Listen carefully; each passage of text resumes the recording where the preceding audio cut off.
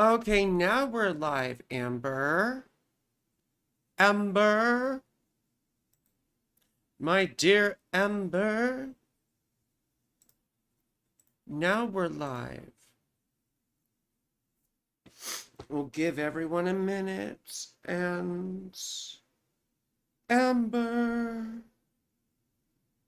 Okay, now I am.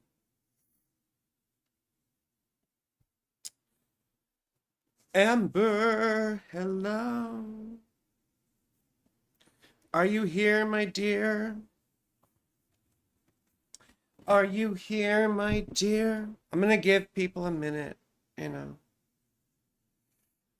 I'm gonna give people a minute. I'm going to give people a minute. Just let me know when you're here, because it's not telling me. Thank you, sweetheart. See, it still says that no one's here. Oh, you see me. Okay, good. Well, we'll just get into it. We'll just assume that no one's coming. And we'll just start doing Mars and Sagittarius stuff, you know. Let me go off camera over here for just a second.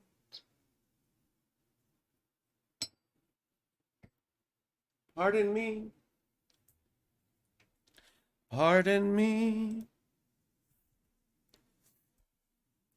Well, I'll probably just get into it because I don't want to wait too long. And really, the best thing about these lives is that I can just talk and then make other videos out of it, you know. Please focus. Focus. I didn't even notice. There's no one even here, so we don't need to worry, Amber. I'll just start talking about things, you know. Is there a delay really quick? Because I didn't turn down, I turned down the video quality, but just not very much, you see. Just not very much. And then I'll just start going. How is the video quality? Quality. Am I skipping or delayed? Cool. Wonderful. Thank you, Amber. So anyway, yes. Please like this channel, like this video, subscribe. Or let me start that again. Please subscribe to my channel and like the stream. Like the videos that I make from the stream. Please, please, please. And also click that bell when you subscribe so you get notified when my new videos drop and when I go live again. So, hello, Key Scully. How are you? Before we get into it, though, I wanted to talk a little bit about a fun transit happening in just a few days.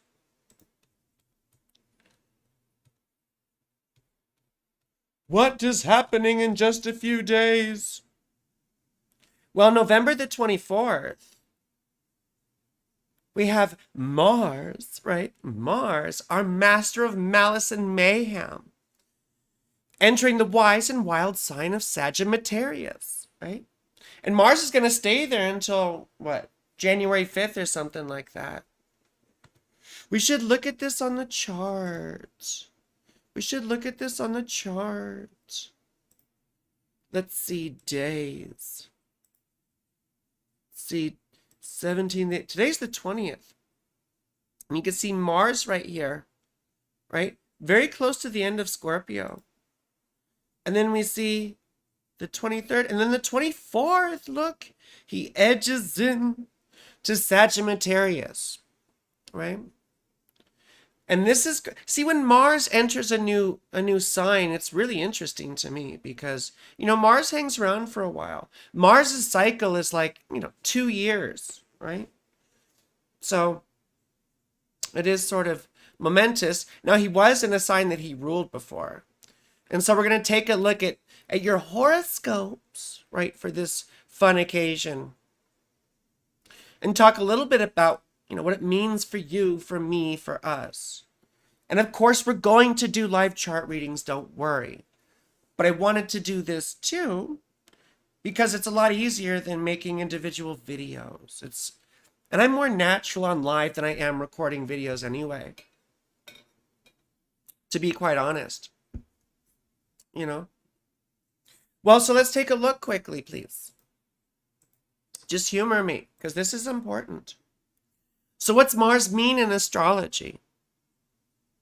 Mars is conflict and competition. Mars is violence, right? We also see Mars representing pain and injuries, illnesses and enemies. He's our passion and our drive, isn't he? He goes after what he wants, right?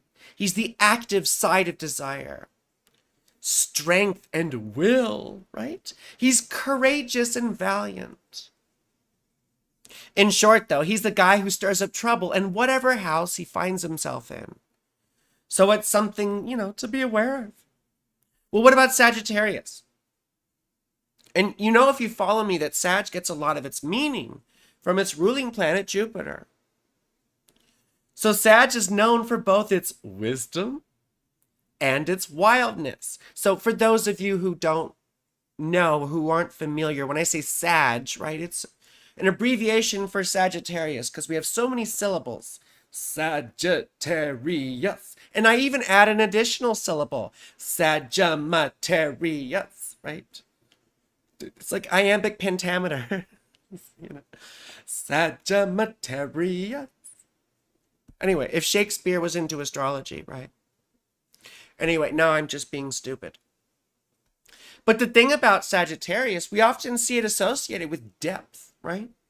Understanding and philosophy, as well as with optimism, right? Enjoyment and partying, right? Partying. It's so funny. I joke around like, hey, Sag, you don't have to go home, but you can't stay here. Or like, yo, Sag, put that tent away. You're just crashing on my couch. This ain't Burning Man, right? So, anyway, they like to, they like to wander around. It's a mutable sign, Both Jupiter-ruled signs, right? That's Pisces and Sagittarius. They get a bad rap for partying too hard, don't they? Right? They do. Consuming too many party favors, perhaps. Both are also mutable signs, right? So they get known for being flighty or non-committal. But Sag is also a fire sign. And therefore, in philosophical, right, with a philosophical Jupiter-ruled sign, it can be a bit fanatic, right? Fanatics. Perhaps it's like the hypocritical preacher who doesn't practice what they preach. I've been guilty. I've been guilty. I'm like, this is what we should always do. And then then I don't do it. Well, Pisces is like Jupiter turned inward, right? While Sag is like Jupiter turned outward. And we talk about, various signs acting as this. Acting in this role for different planets, right? For example, we talked about Mars in Aries being Mars turned outward, while Mars in Scorpio is Mars turned inward. Or Mercury in Gemini is Mercury turned outward, while Mercury in Virgo is Mercury turned inward. So it's interesting, we see that sort of pattern repeat. You see? So Pisces is like the dreamy or passive Jupiter, while Sag is like the penetrating and active Jupiter. Pisces receives impressions while Sagittarius actively seeks them out. Well, and if you follow me, you also know that the signs get their meanings from their place in the solar cycle. And Sagittarius also gets a lot of its meaning from this placement. And there's some interesting stuff right here. So where is Sagittarius in the cycle of a year? Well, it's right after Scorpio, isn't it? In Scorpio, the nights first dominate the days, right? In the northern hemisphere. So by the time we get to Sagittarius season, we've more or less gotten used to the longer nights, right? And sometimes we turn those longer nights to our advantage, don't we? So Sagittarius may get some of that optimism from Jupiter and being Jupiter ruled. But it's also interesting to note that this is the time of year that we call the holidays, right? Including Christmas. Christmas. But this time of year has been the holidays for thousands of years, right? One of the predecessors to Christmas was an ancient Mesopotamian festival called, please excuse the pronunciation, I don't know how to say this, but Zagmuk. Zagmuk? Zagmuk? Z-A-G-M-U-K. Zagmuk. Zagmuk. And this was an ancient Mesopotamian holiday which literally translates to New Year, right? It was held in December. And observers would feast for 12 days. 12 days. The 12 days of Christmas, right? 12th day of Christmas. Sounds sort of reminiscent, doesn't it? Well, this particular holiday celebrates the victory of their head god, Marduk, right? Who was the sort of the lead of the pantheon of ancient Babylon. In his own struggle over the forces of primordial chaos. And they were embroiled in a battle, which, according to mythology, lasted for 12 days, right? So the 12 days of Christmas could go back to ancient Babylon, for all we know. So, it's no wonder that I consider Sag maybe getting some of its optimism and merriment from the fact that it was the time leading up to Zagmuk. It's also where we, that time of year where we approach the final stage of the dark cycle, right? The waning cycle of the year, when the sun is traveling southwards towards the winter solstice, right? And the winter solstice was that time of death and decay. So why should Sag season be optimistic at all? Well, because following the winter solstice, the light begins to wax again.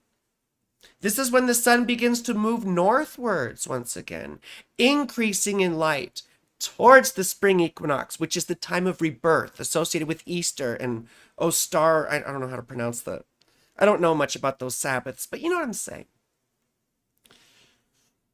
And eventually the summer solstice, when we emerge into the fullness of light once again, right? So what about Mars in Sag, though? What is Mars in Sag? What does it mean? Can be really fun, can't it? They really know how to party. My bestie, my BFF Anne, she has this and she's super fun. She said I could mention her name. She's very fun. On dates, they can be a little forward, right? I joke sometimes that I'm not going to argue with Sagittarius Mars, especially when they have their hands down my panties. You see? I mean, it's happened before several times. So, Mars expresses himself through both active and mutable energy here, doesn't he? He can be a bit unhinged. He can go too far enjoying himself. He has conflicting motives and desires, frequently changing his mind, doesn't he? He's flighty and tends to leave as soon as he arrives. Right? It's like the wandering uncle that shows up to, holiday dinner, and then all of a sudden, next thing you know, he's gone. On the motorcycle. I don't know, I made that up, but you see what I'm saying. Mars in the sign of philosophy, right? Sagittarius, can get aggressive about what he believes in his worldview. I think of fanatical preachers, right? Who only see their way. This is the right way. Until they change, right? Until their way changes and becomes a different way. You see, the mutable thing. Then that's the right way after they change their minds. They tend to be the moral police. They often have a lot to say about how we should live our lives. But then they never do the same thing. They don't follow their own advice. Once again, me. I have a Sagittarius Jupiter, opposite, my Mars and Sun. So, I do a lot of this nonsense. They can also be positively idealistic, though, as in champions for causes. They often have a keen sense of what's right, even if they don't do it. They have the energy and passion to achieve goals, especially idealistic ones. Though, they have to be a little careful about overestimating themselves sometimes. So being honest and cautious about themselves. I also think of people, who stick up for their friends, who are passionate defenders of those who they care about and that which they believe in. Now, I thought we could look at some celebrity examples really quickly of Mars and Sagittarius and how that may look, right? And we've talked about, partying too much or enjoying the party favors too much. So a couple people that came up were Matthew Perry, who recently passed away. Remember, he was the star of the hit TV show Friends. Very talented actor. And he struggled with addiction issues, didn't he? According to his own autobiography, he attended over 6,000 Alcoholics Anonymous meetings and entered rehab 15 times. That's according to CNN. Poor baby. Well, and then there was Janis Joplin, one of the most amazing musicians and singers that we remember from history of the 1960s especially. Extremely talented and creative. She also struggled with a heroin addiction, which eventually took her life. And she entered the so-called 27 Club, right? Those are people who passed at the age of 27. Like, we have Jimi Hendrix, Jim Morrison, and Kurt Cobain. Well, and then some brighter examples. We have Rihanna. She's the famous singer who needs no introduction, right? Rihanna. We could talk about her partying, and there's some fun articles I found about that. But what's more interesting to me is her idealism in championing causes. Because she even established a foundation named after her grandmother, I believe, called the Clara Lionel Foundation. Its purpose is dedicated to fighting for basic rights in education and health. Very admirable causes. And in that same vein, Jennifer Lopez, right? A famous actress who also needs no introduction. My favorite movie of hers is The Cell. Very creepy film.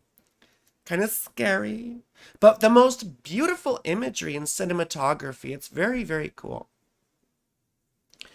But instead of talking about her behind, I want to mention her Lopez Family Foundation. She and her sister established it to help mothers and children access medical care. Goodness, what's more admirable than that? Well, finally, I wanted to mention Carl Gustav Jung, another Mars and Sagittarius, one of the founding fathers of modern psychology, and the founder of analytical psychology. He was very famous because he brought a Jupiterian and philosophical approach to psychology. He focused on the notion of archetypes, and he was famously quite interested in astrology. Well, and just briefly, some sort of events that we see correlate with this transit. We often see religious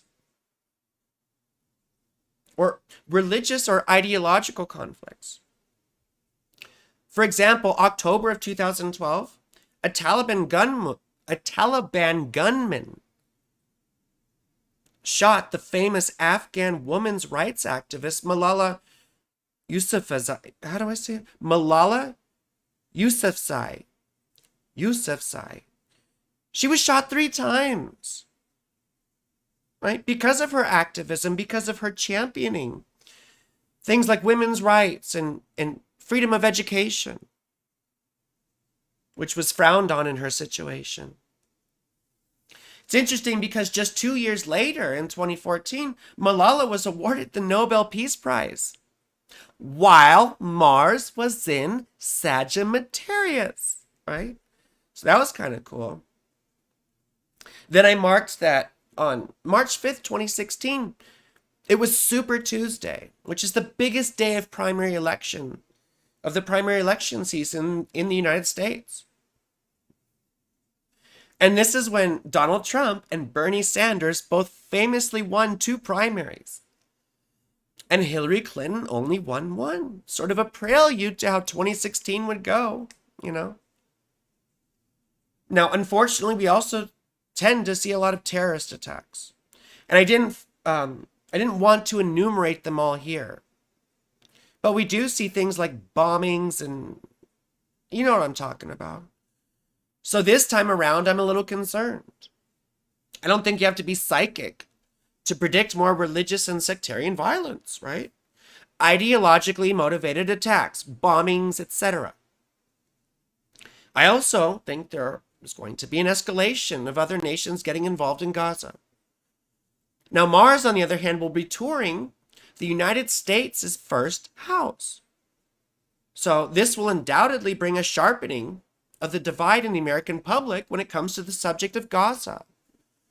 And it already has been getting pretty divided. And unfortunately, this could lead to a difficult electoral situation for the 2024 presidential election in the United States. Well, anyway, you don't want to hear about that. What you want to hear about is horoscopes. You want to hear your horoscopes, right? So let's talk about what this means for you. I'm going to do horoscopes for Mars entering Sagittarius based on rising signs. So if you don't know your rising sign, I really suggest you find it out. You would need your birth time, of course, and run it through a reputable app. I always recommend astro.com, of course. But otherwise, I mean, you could watch this for your sun sign. It's just way more interesting for your rising. Well, first of all, Aries rising. Well, here, let's go ahead. We got to show it on the chart, don't we? We got to show it on the chart. So Aries rising. You see, Mars just left the 8th house and of, losses and stuff like that, and entered the 9th house of your beliefs and your worldview. So you may have had some setbacks, like financial losses, or maybe accrued some debt. Hopefully this eases up, and now you're going to be a bit of a fanatic, right? You see, you need to watch yourself around Thanksgiving meals, because you're going to be itching for an argument probably. And your passion will be up at level 11, right? All ramps go up to 11, right? 11. It's good to be passionate, but sometimes conflicts will show you gaps in your own understanding, and you might lose, you might lose some face when it comes to your arguments in debates. Well, how about Taurus rising? So for Taurus rising, Mars is leaving the 7th house, right? And entering the 8th. That's the 7th house of relationships and the 8th house of losses. So conflicts in relationships could have happened, right? Oftentimes we do. We have, we get into fights or whatever with our partners. And these could lead to financial losses. Sometimes schisms in relationships can lead to having to shell out money, right? To pay some sort of restitution, sometimes to an ex. It could be somewhat positive too, as in sharing your money with your partner, right? If that's the next step in your relationship, but watch out. That can go bad as well.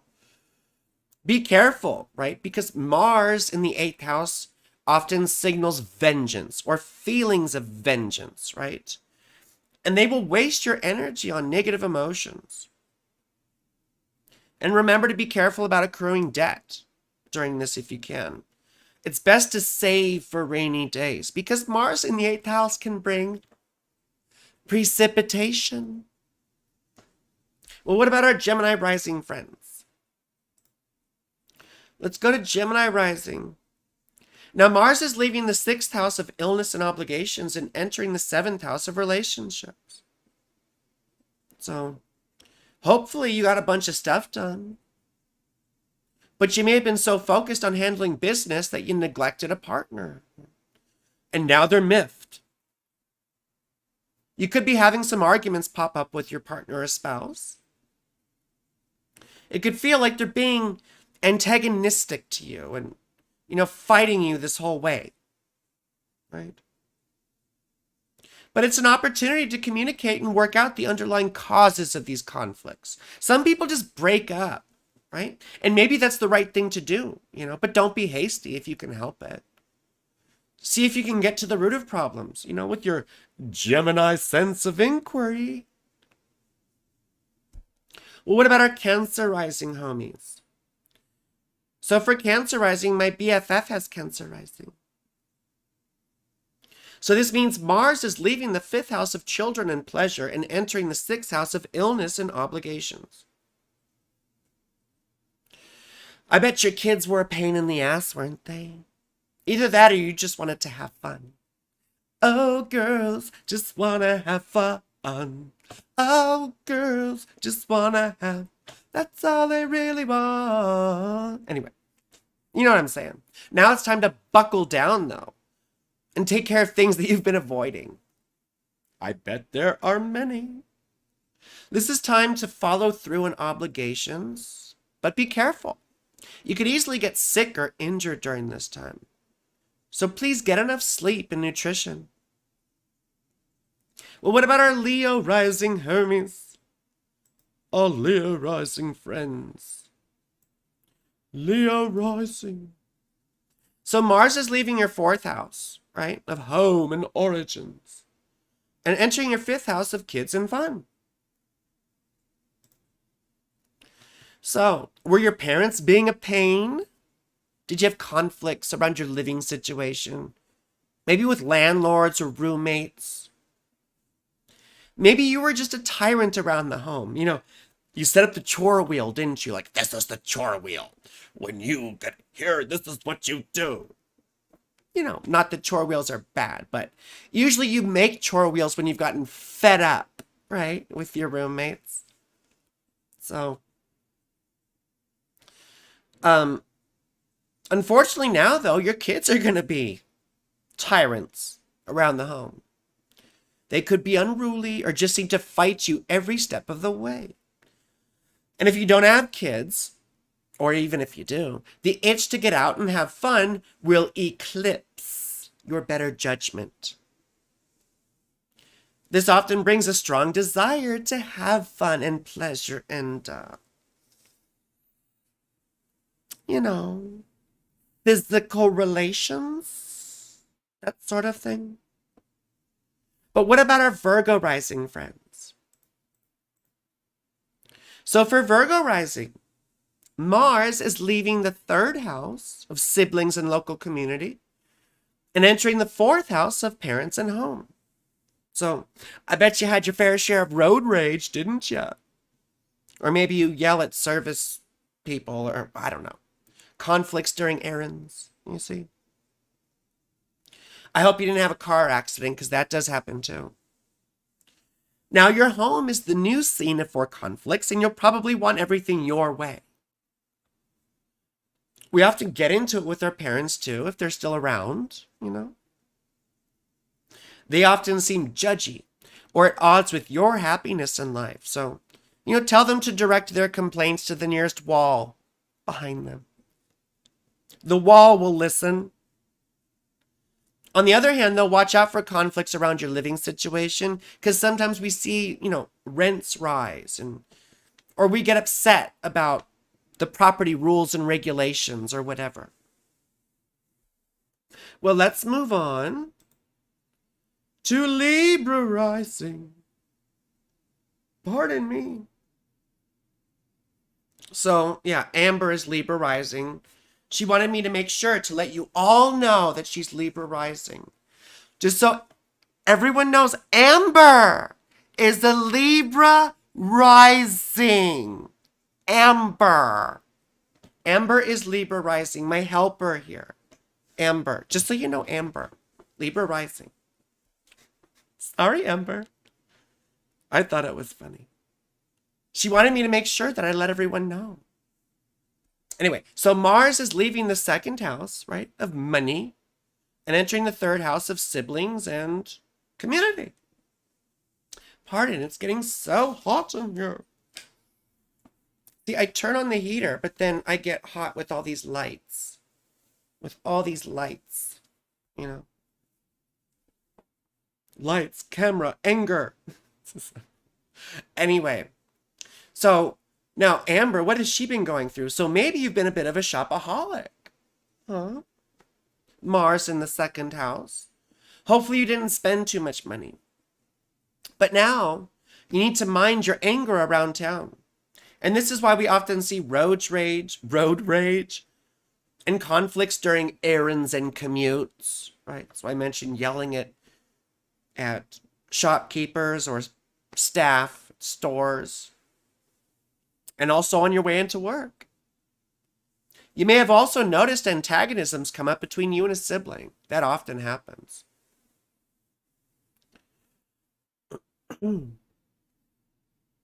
Either way, though, you'll be tempted to use really angry words, right? The third house does have something to do with communication. So, while this is happening, do your best to speak before you think. Think before you speak. Yeah. Anyway. Well, let's talk about our Scorpio rising friends. Scorpio rising friends. So Mars is leaving the first house, right? Of self and entering the second house of your stuff. So hopefully you didn't hurt yourself too much, right? During this transit. It's funny because the image popped in my head of, Monty Python's Knights of the Holy Grail. And there's that one knight who inadvertently, chops off his limbs while he's trying to fight, right? He's like, I'll take you, I'll get you. Anyway, that's for nerds. I also joke, right, that Scorpio types, they'll cut off their nose if it will spite your face, right? That's Scorpio's commitment to revenge. Anyway. Now you're probably going to be tempted to spend money, right? Sometimes it's just for your own pleasure and desire, but other times it's on necessities. Right now, though, it's like you're being tested on your budgeting skills. You see? And remember that the universe settles all accounts. But what about our Sagittarius rising friends? Well, Mars is leaving the 12th house of isolation and mental health, right? And entering the first house of self. So, you poor baby. This was depressing, wasn't it? You probably felt an agonizing need to suffer in silence. But the mute button no longer works, does it? Now you can't be silenced. You'll likely feel a renewed sense of energy and potency. You must be careful, though, because you will likely have a tendency to use this energy, right? As in rushing around. Not paying attention or pushing yourself too hard can result in injuries. And you'll want to take care of yourself because Mars often brings scrapes, bruises, cuts, and burns. So be careful around the kitchen. I always say this. I say, watch the knife. Keep your eyes on the knife and on the stove. Okay? Take care while doing dangerous tasks. Anyway, so what about our Capricorn rising friends? Don't worry, we're almost done. Chill out. I'm not even looking at the chat right now, so relax. Amber says, you love me. Yes, I love you, Amber. I tell you all the time I love you. Even when I'm mad at you, I still love you. I still love you, Amber. Even when I'm mad at you, I still love you. Well, so anyway, our Capricorn rising friends, this means Mars is leaving what? The 11th house of hopes and friends and entering the 12th house of isolation and mental health. So hopefully you didn't alienate yourself from your homies too much, because we often get into fights with our friends over silly things. I need to remember that for when Mars goes into, for me, anyway. For me, because it's going into my 11th house. But we'll get to that. So anyway, you probably feel quite drained from drama and just want to be left alone. Things will feel tedious, right? Especially other people. Other people will feel tedious. We often have mental health crises, or we just get very mean to ourselves, right? You know, we don't even need enemies during this sort of transit because we act as our own, right? It's the house of self-undoing, and we actively thwart our own success. We often have, this is an important time to remember who we are and what our life goals are, because that's what gives us a little bit of light during this isolating thing. We can use these sorts of isolating transits in order to put things back in perspective. You know, what is it that I really want to do, right? Have some focus. Well, now let's go to Aquarius rising. This is me and my homies. Oops, Aquarius rising. So Mars is leaving our 10th house of life direction, right? And entering the 11th house of hopes and friends, right? So did we have conflicts with authority? I mean, I usually tend to anyway, you know. I'm just that kind of person. I know I did, right?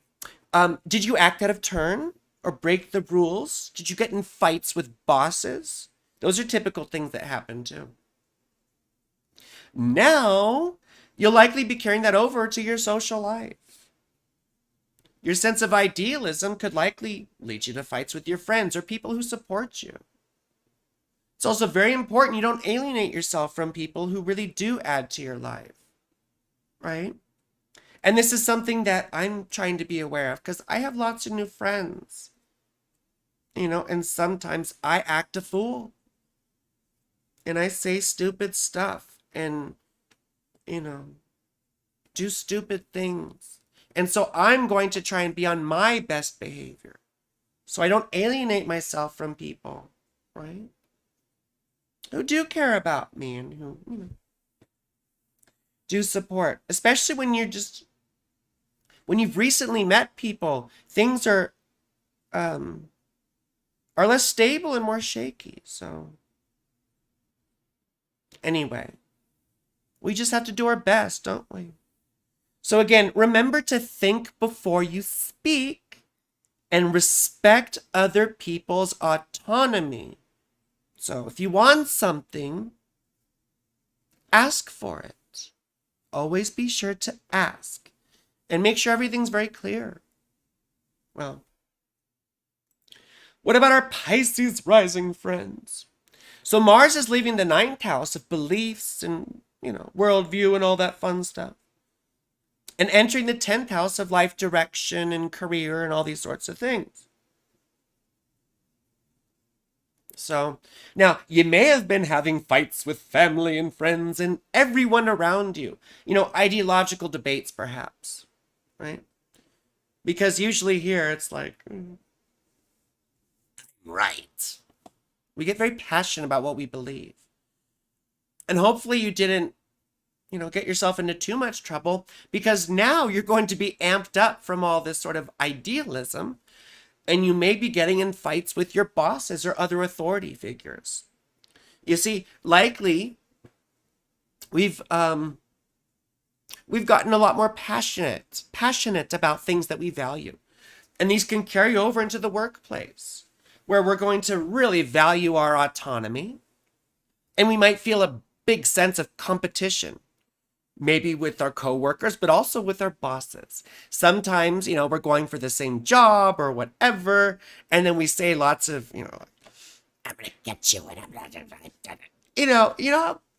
not, like the dudes at UFC fights and stuff, they sit there like staring each other down and like talking crap. I'm gonna do this to you, I'm gonna do that to you.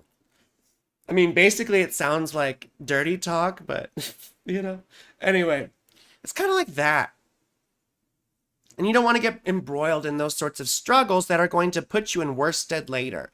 So pick your battles. But anyway, so thank you for watching all that about horoscopes and Mars entering Sagittarius. It's important stuff. Now we'll look at live chart readings in your specific charts. But please, please, please, I'm going to make that into a video later. So if you forget about what I said about your rising sign, you can go back and watch. Hopefully it'll be on there tomorrow. Okay? And if you haven't liked the stream or subscribed yet, please do that right now. Okay? And make sure to click that bell, because then you'll get notified when I go live again and I can do your chart, right? Or you'll see my new videos when they drop and get informed about all kinds of wonderful transits and aspects. So, well, anyway, does anyone want their charts looked at while we're here? Because I'm done humoring myself. Look how flushed I am. It's so hot in here.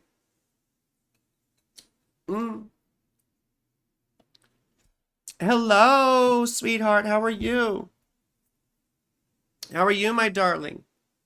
If anyone wants to put their birth information in the chat, Amber and I will handle that.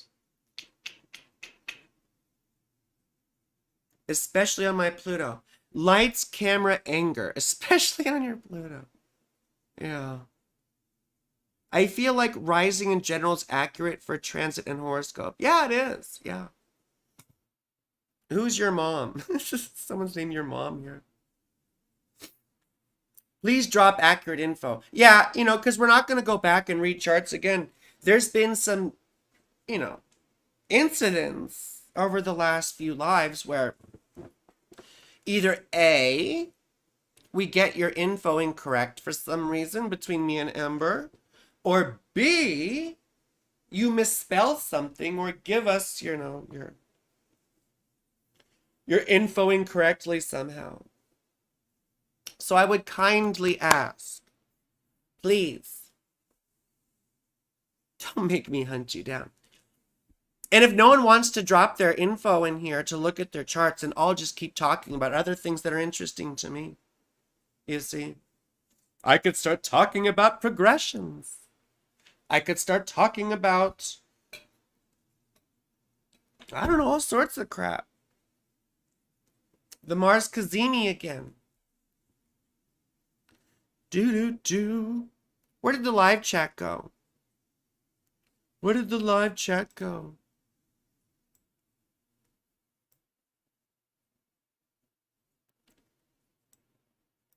Thank you, Amber. Yes.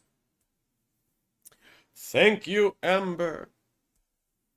You're a Sagittarius with Mars and a Neptune in Sagittarius in the 6th. Wow. Sagittarius Sun with Mars and Neptune. Wow, lovely. Excuse me. So would that make you a Cancer rising? Are you a Cancer rising, MZ Colston? Are you a Cancer rising? No one's dropping their birth info. That's fine. I'll talk about other things. I always love to hear myself talk.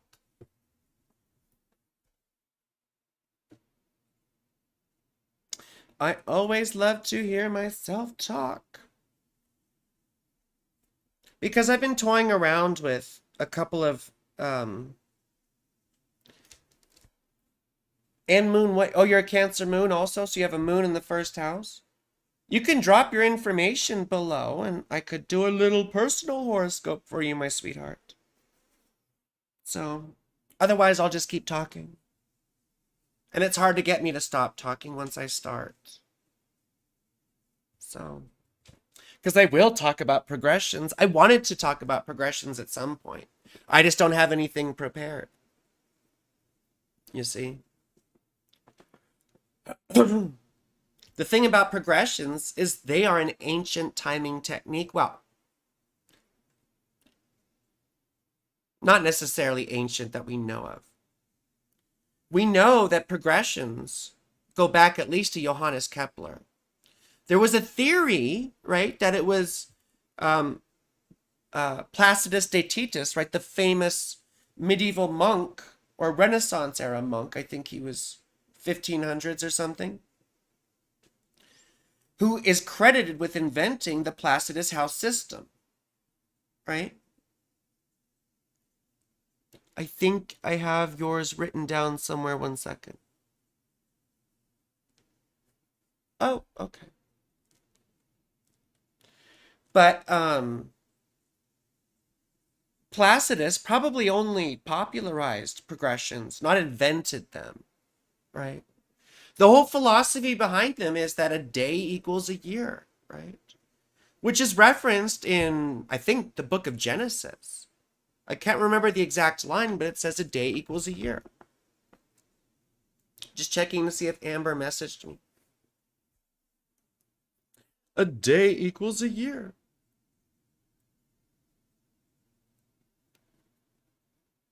So are these two different people? Oh no, same thing. Okay, cool.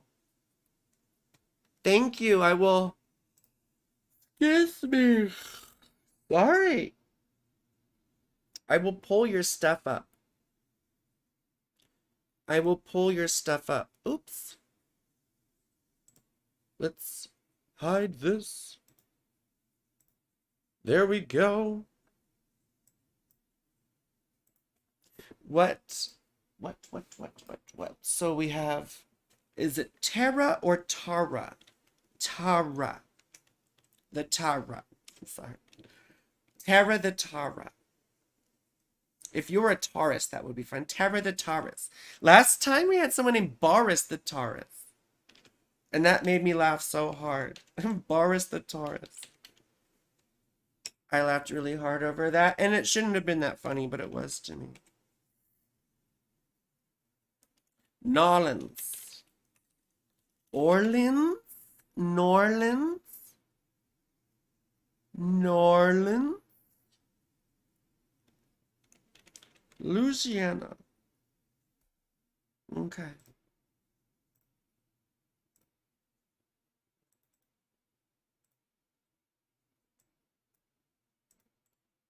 So let's pop this up here now.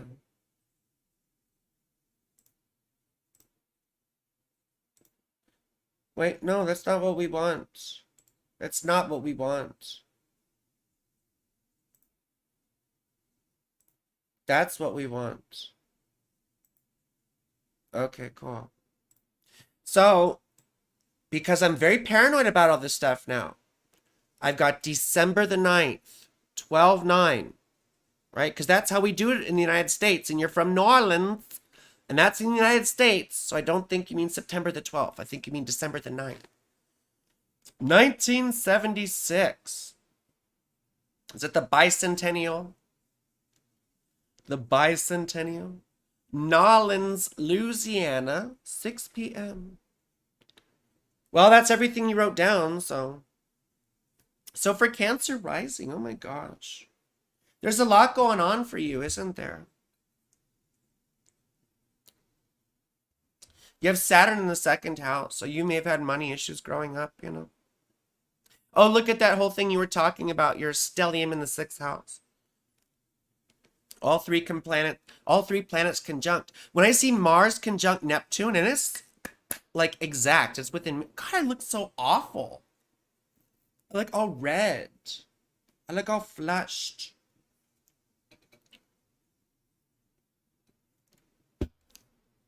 Anyway, when I see Mars conjunct Neptune so closely, especially in Sagittarius.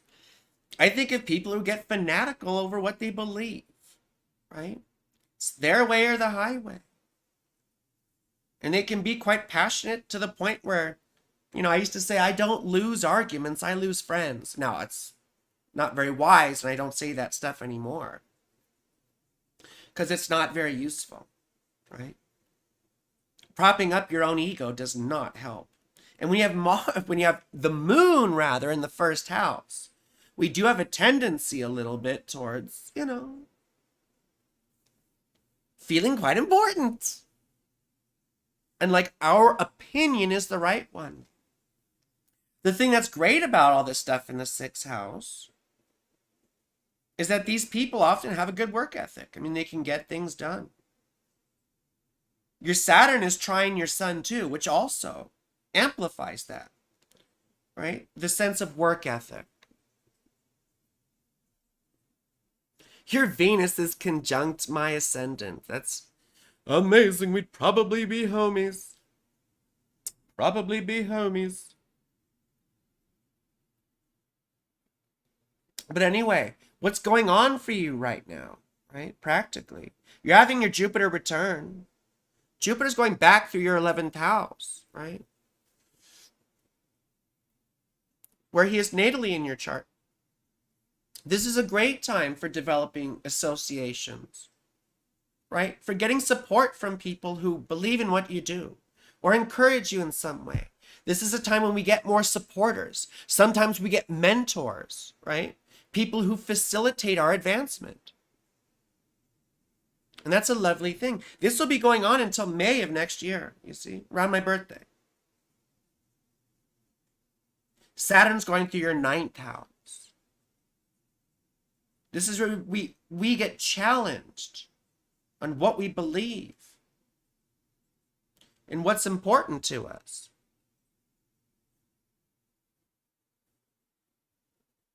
Thank you, Amber. I have that. And remember, this is going on through 2026. So oftentimes, our worldview gets taken apart and shattered, right? My worldview, my politics and everything totally changed when I had this. I got really interested in economics and more interested in world affairs. And, I got really progressive. I came from a very, conservative family, and I started getting very progressive. So, not saying that same thing's going to happen to you, but we get challenged on what we believe and why. You see? So, we already talked about Mars going into your 6th house, and that would be your Mars return anyway. So hopefully you get things done. Now before, right, this period leading up to this, you may have just wanted to have fun. Maybe your kids were brats. I mean, your kids are probably a bit older if you have them. So, they could still be brats. I'm 40 years old and I can be a brat, I'm like a grown-up Veruca Salt. Basically.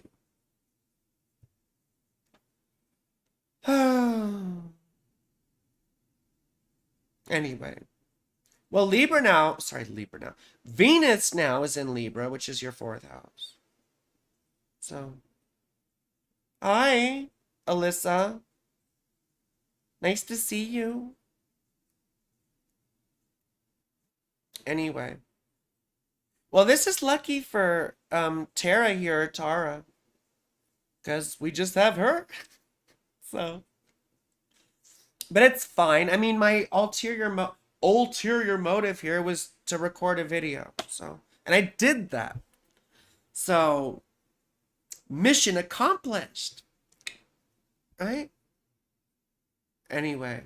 If anyone else wants to put their stuff down there, otherwise I'm just going to focus on Tara. Right? And Tara has Chiron in the 10th house, which often is a late bloomer when it comes to career and life direction. It's like, I don't know what I want to do, so I'll try all these different things. And none of them are satisfying. I know you're saying time, Amber, but there's no one else here. There's no one else here. Oh, yes, you can send your details. We have no one here. So feel free. I'm as free as a bird now. And this bird you cannot change. Whoa, Lord, I can't change. Won't you fly, free bird? Yeah. Okay, so let me hide this and I'll type your stuff in. Oh, it's Hillsborough. August the 5th, 91. We have another Leo. We have another Leo. Nope. Turn off that screen. Oops. No, turn off this screen.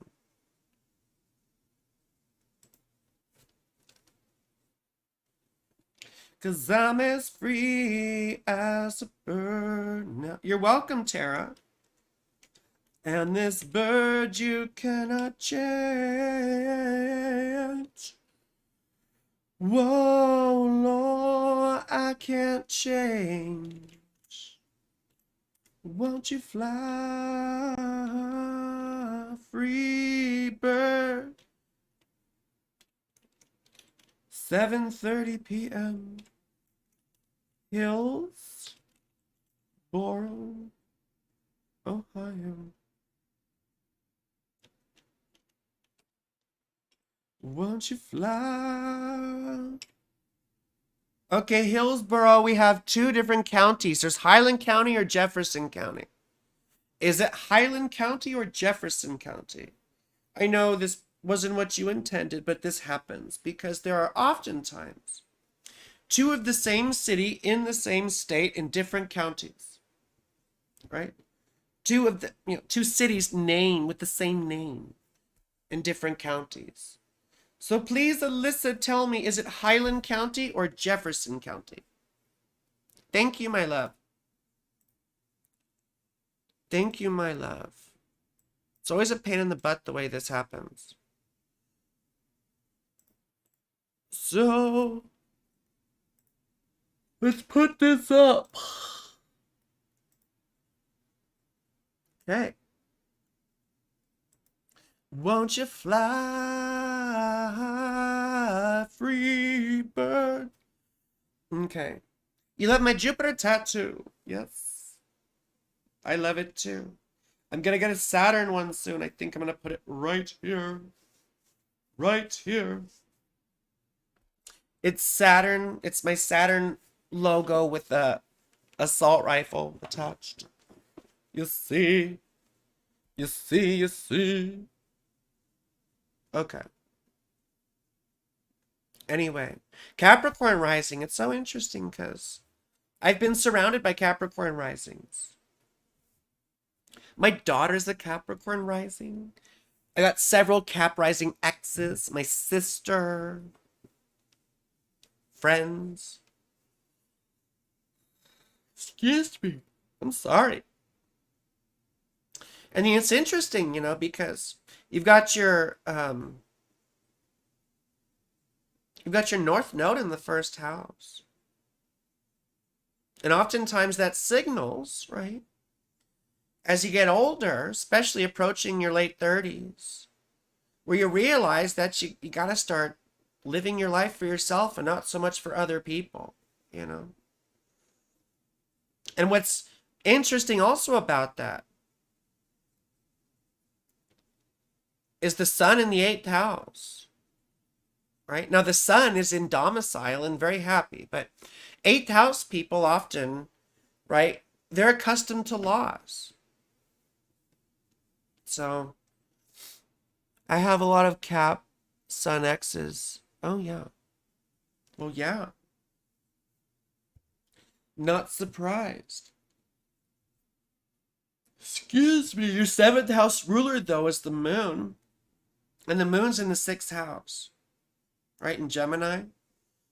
So I imagine you've tended to go for partners It may have turned out to be enemies, right? This often signals divorce and stuff like that. But it also indicates people who want partners who, can have their stuff together, who can be reliable, right? Who can handle things and take care of things. And sometimes you might want submissive or subservient partners. I don't know. But definitely people who aren't flakes and who aren't going to wander off on you, because that would probably make you anxious. So, you see, and your Venus is in Virgo. So you already have sort of you yourself may have more of a submissive role in relationships, because Virgo Venus naturally does that sometimes. Not all the time, but sometimes. And she's retrograde, right? And she rules your 5th house and your 10th house. So career and life direction may have been quite difficult for you. May have been quite difficult for you. Now, right now, Saturn is going through your 3rd house, right? And this can be a little bit alienating too, because it makes us feel like strangers in our own community. And we typically have to learn to relate to ourselves in a new way, right? Now, there's the communication side of it. Oh my gosh, cancel this nonsense. My computer keeps doing wacky things. So, anyway, I lost my train of thought. Saturn going through the 3rd house. You see, you want to watch out, because oftentimes it makes us immobile, right? Our car gets impounded or breaks down, or we have to buy a new one or something. Or again, not saying you have to be silent for several years, but you'd be less inclined, right, to speak perhaps. But more importantly is the educational aspect. If you're in school, it feels like it takes longer to finish everything, right? When it comes to writing and speaking projects and all that sort of stuff, So, now Mars had been going through your 11th house and is now in your 12th. So now this is the time where you're going to feel, you're not going to want to be bothered. You may have had conflicts with friends, or may have had arguments or schisms, and now you're like, you need to retreat for a little bit. I hope that doesn't happen to me, because, Mars is going into my 11th house, which is oftentimes conflicts with friends, and I don't want conflicts with friends right now. I don't want that right now. Well, but we can't always get what we want. Yeah, Pluto square the sun. Ouch. I have Pluto square the ascendant. Very similar. Just, it's worse for me. But we get hammered, don't we? We only learn through painful crises, unfortunately. We get shattered, right? To the point where we don't recognize ourselves anymore, and we have to rebuild ourselves in a new way. So, the Mars stuff absolutely as well, and you hope I don't either. Thank you, because I don't need. I have new friends that are very nice people. The thing about bad impressions is they linger for a long time, don't they? And they come back like reruns, like old movies on TBS. A Christmas Story. Here's 48 hours of A Christmas Story. You'll shoot your eye out, kid. Right? I want a Red Ryder BB gun. You know what I'm saying? It's the same old story. You said it, for real. Pluto square the sun, the ascendant. Do you have Pluto square the ascendant? No, you don't. I thought you might for a second. The other thing about having Mars in the 9th house is sometimes we do get a bit fanatical, but oftentimes we've had a bad experience of religion growing up, right? Like, for example, Mars rules your fourth house of father. So I wonder if your father was a religious person or a fanatic over stuff like that. Or he could have been involved in the law. The ninth house is the law, right? And liars. I met a lovely woman who has her 10th house ruler in the ninth house and is a lawyer. So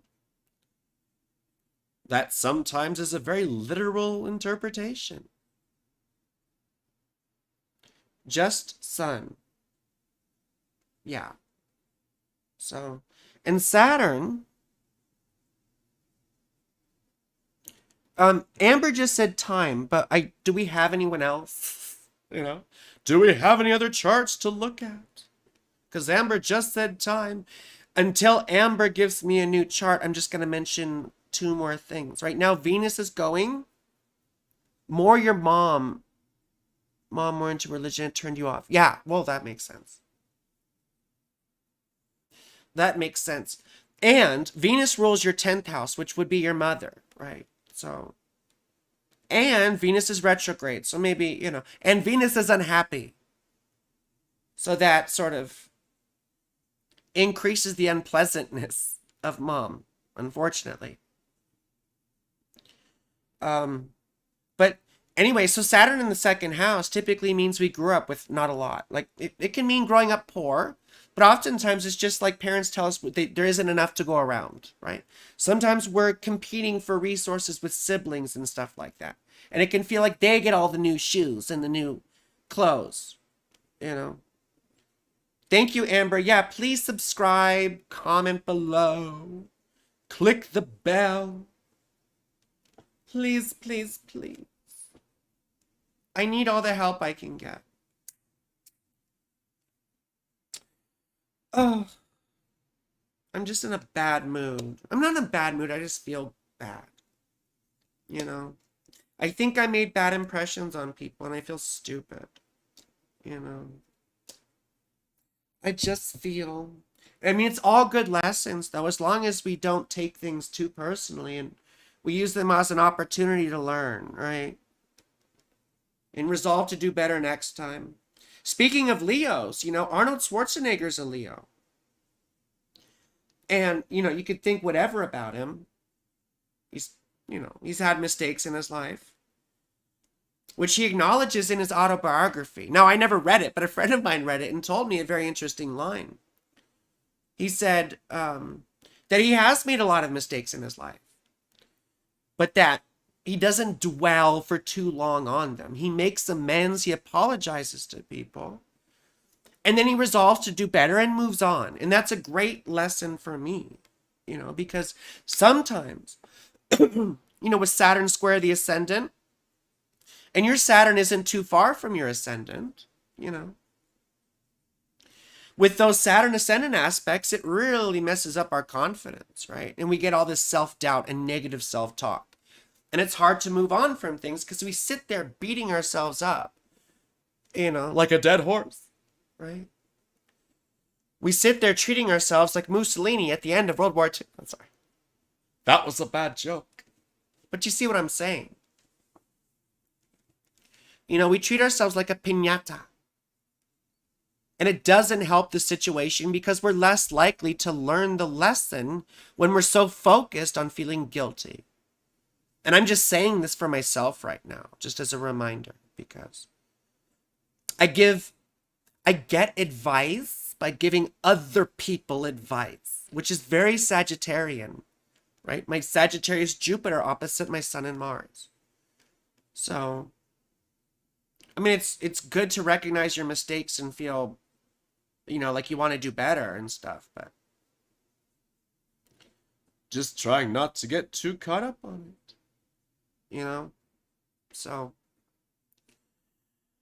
anyway, Jupiter's going through your 5th house. That's fun. Just, I mean, don't get pregnant. Jupiter going through the 5th house. Don't get pregnant, my dear Capricorn rising. Halle Berry is a Leo. Sandra Bullock is one. I mean, are we just naming Leos? Napoleon, Bonaparte, right? Char- Charlize Charlize Theron. She's gorgeous. You can look at her and tell she's a Leo, right? I think Tom Cruise. Oh, he's a Cancer, but he has a Leo Venus, and I always joke about Leo Venus being so possessive, right? And I joke about, right, because there was a scandal all over the tabloids about Tom Cruise and what was her name? I can't remember her name anymore. Katie Holmes. Katie Holmes. And, a lot of magazines were claiming like that he was basically holding her hostage, which I don't know. I can't corroborate that and I don't really care. But what is funny is I saw an article that when they got divorced, part of the agreement was that she couldn't publicly date anyone for 5 years after. And she couldn't say anything mean about him or defamatory. I don't know what defamatory. She couldn't say anything disparaging about him in the media. I mean, how Leo Venus is that, Like, you can't talk about me. And you can't be seen with anyone but me for years to come. So, I used to joke about Leo Venus. Like, if you break up with him, just leave in the middle of the night. Just leave all your shit behind. Just go. You'll thank me later. I'm being hyperbolic, If I donated, could you do a transit reading? I hate to ask, but we haven't got the chance to talk. Yeah, why not?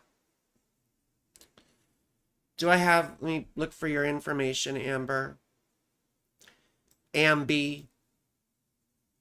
Let me turn off no. Turn off that one. Ambi.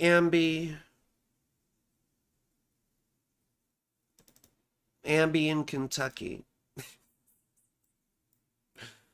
Ambi in Kentucky.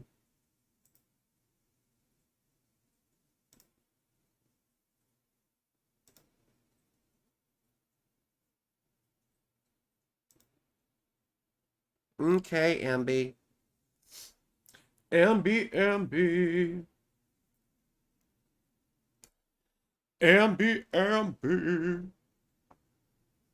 So anyway, yeah, she's Libra rising. She wanted to talk about transits. Eve Nascimento. Hi, how are you? Eve? Excuse me. No, I got your stuff. This is your right chart, isn't it? August 11th, 1999, 11:03 a.m. Oh, you don't need to send me anything. Oh, gosh. Stop it, Amber. We work together. Don't send me anything. I appreciate donations from everyone else, though. I just can't receive them from Ambi, so. That would be unethical. That would be unethical. So you were having your Mars return. And Mars is entering your third house. So remember I was talking about siblings. And I already know from your circumstance that there are issues around siblings, aren't there? You could see some of these sharpen over the next month or so, right? Between now and the end of December. So, I would say be careful with that, but you got to stand up for yourself too. And I know a little bit about your situation. So it's important that you do, because no one else is going to protect your interests but you, right? And you've had some difficult things surrounding all, sibling issues and family issues and everything. So you got to stand up for yourself, because I don't think you really do a lot. Like, you talk about that you do, but you don't. I mean, you've been getting better at it, right? But it's important that and it's not like you have to scream at anyone. It's just that you have to communicate clearly what you're, oh, thank you, Eve. Fellow Saturnian, yeah. If you want your stuff read, just put your stuff in the comments and Amber will write it down. So anyway, no one protects your interests but you, and you have to establish your own boundaries. And you have to, I think I give you crap about this all the time, so, about holding boundaries, And, I mean, this is why I felt embarrassed, because, when you don't respect people's boundaries, or when you walk over them or don't ask, then you make people uncomfortable, and that's not something you want to do. Hopefully you don't want to do that. But for you, and Amber says you've been defending yourself more lately, more than usual. So, and that's good. And you're having your Jupiter return. And it's Jupiter in the 8th house. So I know this probably isn't a pleasant thing to hear, but Saturn in the 8th house often indicates loss. And we see it correlate with loss. And Saturn rules your 4th house. I've mentioned that to you before. But right now, the cool thing is that Jupiter is going through your 8th house. And the reason why I mentioned the loss thing is because sometimes loss can also result in gain. For example, from, a passing of a relative or something. I'm not saying that's going to happen, but Jupiter going through the 8th house does often yield a moderate gain or a gift of some sort. Something that we're given that we didn't necessarily earn, right? Which is why I think of things like inheritance or tax refunds, I guess we earn. But that still gets lumped into the 8th house. Gifts, refunds, returns on investment, that sort of thing. You see? And sometimes it's just a very healing influence after we have a loss. So, excuse me. Goodness gracious. Now, Venus, on the other hand, is going through your 1st house, right? And just recently went in November. Well, it's been a few weeks now. So I hope you've been enjoying this time. You've been getting more attention. So, more attention. I had a breakup when Jupiter was exact conjunction my own Jupiter. Well, remember that eclipse that happened back in April would have been in your 7th house, which is breakups, right?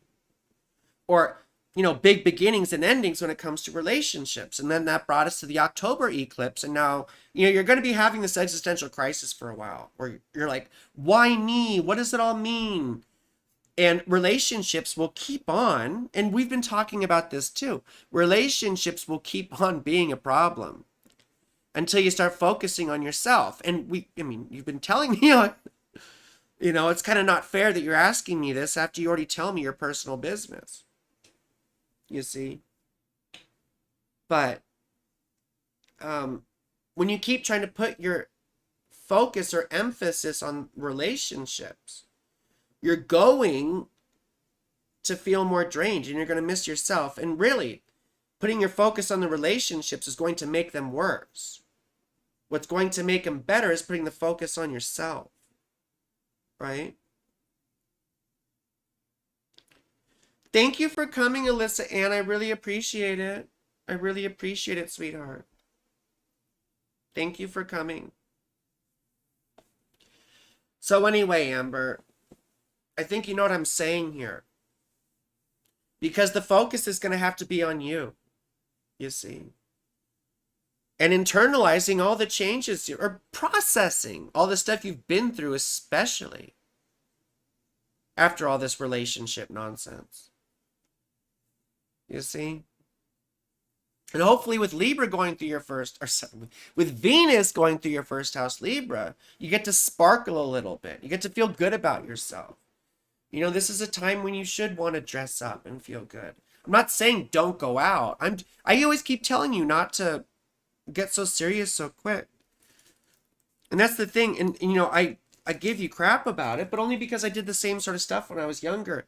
And it's painful to watch sometimes, you know? It's painful to watch people get embroiled in drama after only talking to each other for a week. Like, who cares? You know, stuff like, you never texted me, and no, like, I'm not ready for this and that yet. You shouldn't be ready for anything yet. It's been a week or two. You should be ready to talk about McDonald's. Or I can't stand McDonald's. You know what I'm saying? About lighthearted things. Or just intimacy, right? Not talking about obligations to each other and commitments before we, you know, that creates anxiety and anxious attachment. And it's really not worth it. It's not, you know, it's not healthy. You listen to me sometimes. I only tell you stuff that I've been through. So, and that's why it's frustrating to watch sometimes, because it's like, I've already watched it before. I watched myself do it. And I don't enjoy that show. I didn't like that episode. I'd rather skip through that one. Fast forward. Fast forward through that bit. You know? But like I said earlier, when you're gonna lose, don't lose the lesson. Right? When you have a setback or when you screw up, like, do your best to learn from it and move on and make amends. And once again, I'm saying this for myself. So, you say all you're trying to do is have spicy intimacy, but that's not true. You have patterns and stuff that you bring with you. So, you know, yes, that's what you think you want, and that's good. But just be aware that when you have these anxious reactions, I'm not saying you do, but when you do, and if you do, that you take them as an opportunity to ask yourself why. And to investigate and find why it is you're feeling that way. What's making you anxious? What's making you uncomfortable or insecure or upset? So, again, I'm saying this stuff for myself. You know? Anyway. Anyone else have anything? Because otherwise, I'll just go early. Because I've said what I want to say. I mean, I did horoscopes and stuff earlier. About Mars and Sagittarius. Or I could talk a lot of nonsense. I was talking about progressions earlier. I think next live I do, I'll try and talk about progressions. I gotta double check what other big things we have coming up. I was so mad that no one really watched my Mars Cazimi video about Heracles. I was pretty mad. I was gonna do horoscopes after too, but I never did because I don't think people really cared. You know? And it's a really interesting thing. Everyone loved my bit on the Venus cycle, but not the Mars cycle. No one likes Master Mars. Our malicious master of mayhem.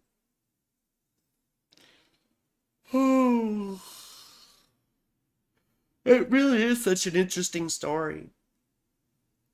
But anyway, right now,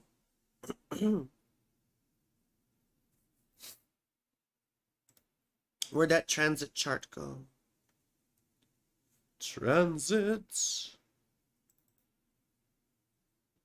Animates. Amination. You watched it a few times, but you can never get sick of my voice. Thank you, sweetheart. Well, I know you watched. That's wonderful. I appreciate it. I appreciate it. So here's today. Right. Right. Excuse me. Now, one thing everyone's been a little worried about is the Sun and Mars approaching a square to Saturn. You know, they're going to be opposite. I'm going to have a fun T-square set up, I guess. I hate those terms, T-square. But, my Sun and Mars are very early Gemini, and they're about to be opposite this Sun and Mars, right? They're also square Saturn. So this is wonderful. This is just hammering me and causing me lots of difficulty. So like I said, I'm concerned because that's my 11th house. And I don't want trouble with my homies or my fans, right? The 11th house also rules your audience. And I have a history of being antagonistic to my audience. If you haven't noticed, think someone, it was either last time or the time before, told someone to go away.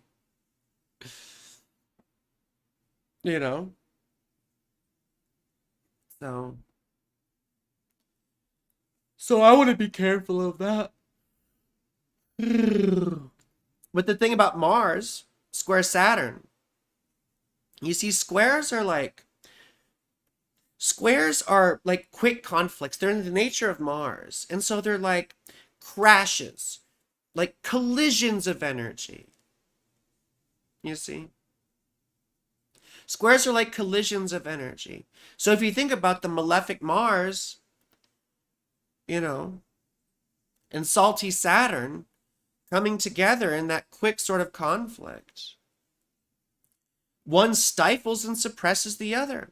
But Mars is in the superior position, isn't he? Mars is in the superior position. So Mars is what's called overcoming Saturn, or sort of injecting his influence into Saturn. So this can be explosive. This is where Saturn may try to resist, right? Think of like a dam or a wall, right? Resisting pressure. Remember those old medieval movies or Lord of the Rings or whatever, and all the guys have a battering ram on the wall or whatever? That's what this Mars-Saturn energy is like. It's like pushing, against a barrier. And Mars keeps pushing and eventually breaks through when he's in the superior position. These sorts of transits can bring violence.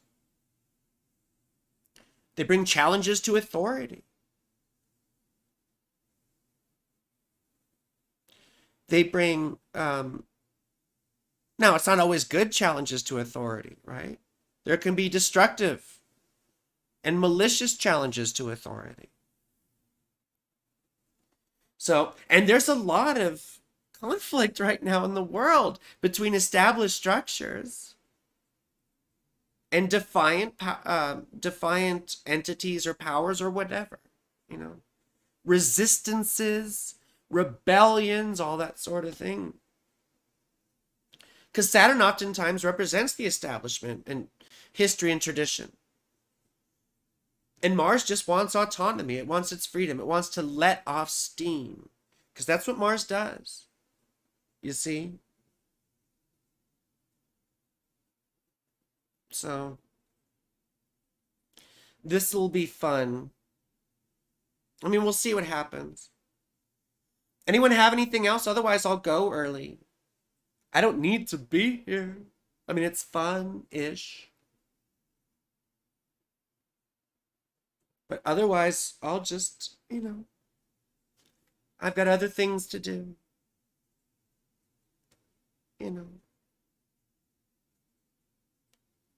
Going once, going twice. All right, Amber, thank you. We've had an abbreviated visit tonight. I love you very much. Like the stream, subscribe if you haven't. And please put down your details for next time. I love you all.